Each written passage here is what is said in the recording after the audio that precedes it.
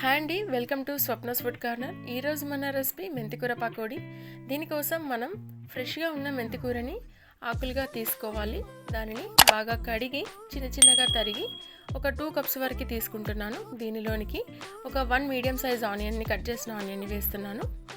కొద్దిగా కరివేపాకు అండ్ అలాగే పచ్చిమిర్చి 2 నుంచి 3 అండ్ కొద్దిగా అల్లం వెల్లుల్లి పేస్ట్ వేసుకోవాలి. ధనియా పౌడర్ కూడా కొద్దిగా వేసుకొని తగినంత సాల్ట్ వేసుకోవాలి. అండ్ 1/2 టేబుల్ స్పూన్ వరకు రెడ్ చిల్లీ పౌడర్ కూడా వేసి వాముని కూడా యాడ్ చేస్తున్నాను. 2 pinches బేకింగ్ సోడా, 1.5 లేదంటే 2 కప్స్ వరకు బేసన్ని యాడ్ చేస్తున్నాను. 2 టేబుల్ స్పూన్ వరకు బియ్యం పిండిని కూడా యాడ్ చేసి ఇదంతా బాగా కలిసే విధంగా కలుపుకోవాలి.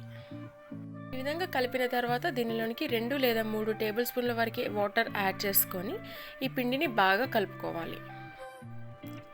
ఈ విధంగా కలిపి పెట్టుకున్న పిండిని పక్కన పెట్టేసి ఇప్పుడు మనం డీప్ ఫ్రై కోసం ఆయిల్ తీసుకోవాలి. ఇప్పుడు ఇది మీడియం టు లో ఫ్లేమ్ పైన మనం ఆయిల్ని వేడి చేసుకొని ఇవన్నిటిని ఈ విధంగా మనం వేసుకొని డీప్ ఫ్రై చేసుకోవాలి.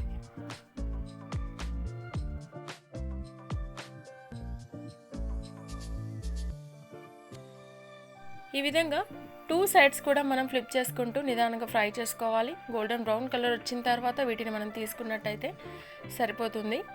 ఇవి మనకి ఈవినింగ్ స్నాక్ లాగా చాలా బాగుంటాయి. మీరు కూడా ట్రై చేయండి. అండ్ మీ అందరికీ కూడా ఈ రెసిపీ నచ్చుతుందని నేను అనుకుంటున్నాను.